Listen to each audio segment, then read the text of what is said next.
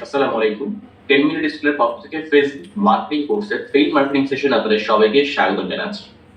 আজকের এই ক্লাসে আমরা দেখার চেষ্টা করব যে ফেসবুকে আসলে একটি পেইড অ্যাডস বা বুস্টিং রান করার ক্ষেত্রে আসলে কি বিষয়গুলো আমাদের জানা থাকতে হবে।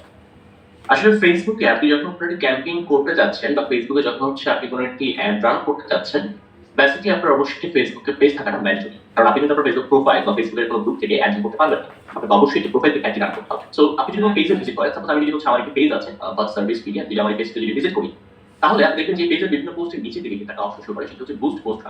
এটা আমরা অপশনটা হচ্ছে বুস্ট পোস্ট। Boost post. তো বেসিক্যালি আসলে আমরা যারা বাংলাদেশে ফেসবুক মার্কেটিং করি বা যারা হচ্ছে আমরা আসলে অ্যাড কমার্স বিজনেস করি, আমরা অনেকেই মনে করি যে আসলে ফেসবুকের বুস্ট পোস্ট অপশনকে ক্লিক করি মনে হয় আসলে ফেসবুকে অ্যাড রান করা হয়ে থাকে, বা ফেসবুকের বুস্ট পোস্ট অপশনে ক্লিক করে একটি অ্যাড রান করে দেওয়াটাই মনে হয় আসলে অ্যাকচুয়ালি ফেসবুক মার্কেটিং। বাট ব্যাপারটা কিন্তু মোটেই সেরকমটা নয়। ফেসবুক আসলে অলওয়েজ ট্রাই করে তার ইউজারকে সবচেয়ে ইজিয়েস্ট মেথডে সবকিছু দেওয়ার জন্য। সো ফেসবুক একটু খুব বেসিক এবং খুবই সিম্পল একটি ইন্টারফেসের মাধ্যমে সেখানে বুস্ট পোস্টের অপশনটি নিয়ে রেখেছে, যেটা থ্রুতে আপনি খুব সহজে ফেসবুকে ক্যাম্পেইন করতে পারবেন ঠিকই, কিন্তু সেই ক্যাম্পেইনটি খুব ইজিলি অপটিমাইজেশন করা, সেই ক্যাম্পেইনের মধ্যে অ্যাডভান্স ফিচার নিয়ে কাজ করা, এই ব্যাপারগুলো কিন্তু করতে গেলে আপনাকে অবশ্যই একটু ডিফারেন্ট ওয়েতে কাজ করতে হবে। ঠিক আছে?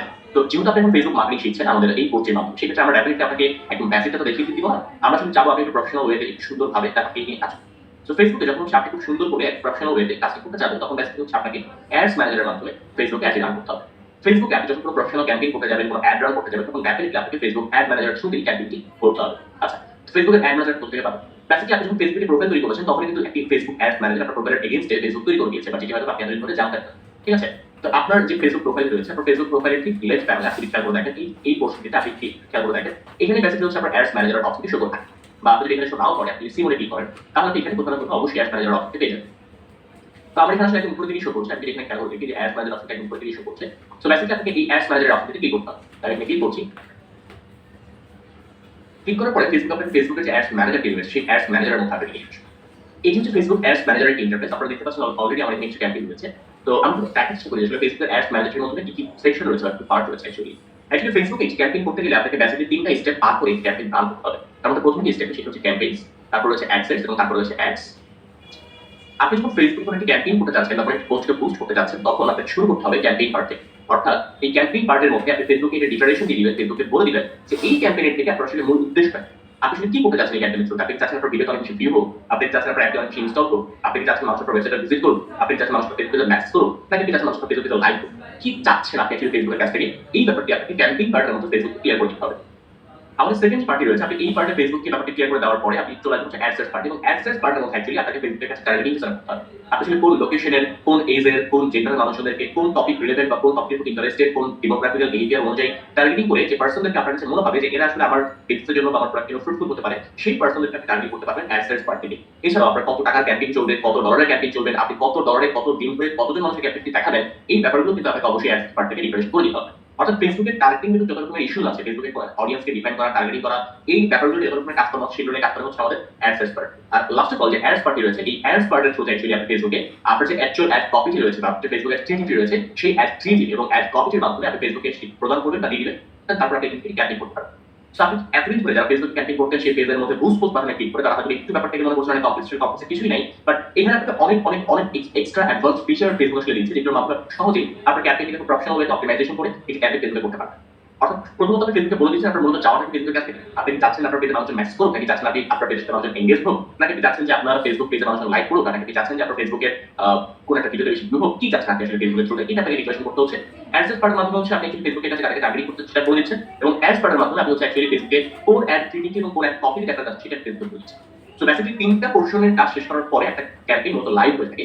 একটা লাইভ ব্যানার আপনি ক্যাম্পেইনটা পাবলিশ করার পর সেটা রিভিউতে যায়, এবং রিভিউ হওয়ার পরে ফেসবুক সেটাকে অ্যাক্টিভ বা লাইভ করে দিয়ে থাকে। ঠিক আছে? আচ্ছা, তো এই হচ্ছে মোটামুটি ফেসবুকের একটি ক্যাম্পেইন করার মোটামুটি বিষয়। আমরা যদি দেখার চেষ্টা করতে আসলে ফেসবুকের ক্যাম্পেইন পার্টের কি বিষয়গুলো রয়েছে, আমরা যদি ক্রিয়েটে প্রেস করি বা ক্রিয়েটে যদি চাপ দিই, আমরা দেখতে পাবো ফেসবুক আসলে ক্যাম্পেইন করার জন্য 6টি অবজেক্টিভ ফেসবুক আমাদের প্রোভাইড করছে। একটি হচ্ছে অ্যাওয়ারনেস, একটি হচ্ছে ট্রাফিক, একটি হচ্ছে এনগেজমেন্ট, একটি হচ্ছে লিডস, একটি হচ্ছে অ্যাড প্রমোশন, একটি হচ্ছে সেলস। অর্থাৎ এই 6টি ক্যাম্পেইন অবজেক্টিভ বা এই 6টি ক্যাম্পেইনের উদ্দেশ্য সাথে করে নিয়ে কিন্তু আপনাকে অ্যাকচুয়ালি ফেসবুকে একটি ক্যাম্পেইন করতে হবে। এবং আপনি যদি খেয়াল করে দেখেন, এখানে প্রতিটি পার্টের মধ্যে কিন্তু আরো বেশ কিছু ডিফারেন্সিয়েশন রয়েছে। যেমন আপনি যদি এখানে ট্রাফিকের উপর যদি মাউস ক্লিক রাখেন, আপনি দেখতে পারবেন এখানে আরো বেশ কিছু অপশন রয়েছে। আপনি ট্রাফিকের থ্রুতে আসলে কি যাচ্ছে, মানুষকে আপনার এখানে লিংকে ক্লিক করুক, নাকি মানুষ আপনার ল্যান্ডিং পেজে ভিজিট করুক, নাকি মানুষ আপনাকে মেসেঞ্জার অথবা হোয়াটসঅ্যাপে মেসেজ করুক, নাকি আপনি মানুষ আপনাকে ফোন করে ফোন কল। আপনি যদি খেয়াল করে দেখেন, আপনি যদি অ্যাওয়ারনেস দেন, অ্যাওয়ারনেস কি অ্যাওয়ারনেস করতে চাচ্ছেন? জাস্ট আপনার পোস্টের মধ্যে রিচ হোক, আপনি জাস্ট আপনার এখানে ব্র্যান্ড অ্যাওয়ারনেস ক্রিয়েট করুন, আপনি জাস্ট আপনার এখানে ভিডিওতে ভিউ বাড়াতে, নাকি জাস্ট আপনার কোনো হিস্টোরিক্যাল লোকেশনের মধ্যে অ্যাওয়ারনেস তৈরি করার।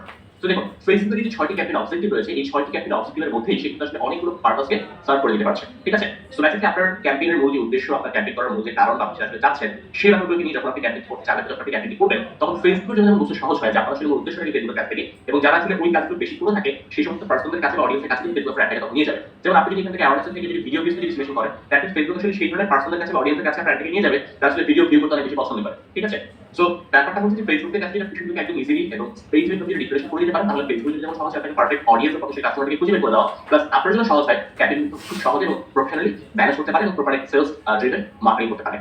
তো আশা করি পুরো ক্যাম্পেইন ব্যাপারটি আপনারা বুঝতে পেরেছেন যে ফেসবুকের পেইড অ্যাডস এবং বুস্টিং এর ব্যাপারটা ঠিক করে কাজ করে, এবং আসলে প্রপার একটি প্রফেশনাল ওয়ে কোনটি যে আমরা আসলে ফেসবুকের পেজের থেকে পোস্ট বানালে কি এখন থেকে আর বুস্ট করবো না, আমরা অ্যাডস ম্যানেজারের থ্রুতে ক্যাম্পেইনস, অ্যাডস এবং অ্যাডস এই তিনটি পার্টকে স্টেপ বাই স্টেপ পার্ট করে তারপর হচ্ছে ক্যাম্পেইন রান করে থাকি। সো আশা করি বিষয়টি সবাই বুঝতে পেরেছেন। আমরা নেক্সট লেসনে দেখব হচ্ছে কিভাবে করে আপনি অ্যাডস এর পার্টের মধ্যে আপনার টার্গেট কাস্টমারকে অডিয়েন্সকে আপনি টার্গেটিং করতে পারেন। সবাই ভালো থাকবেন, সুস্থ থাকবেন, আল্লাহ হাফেজ।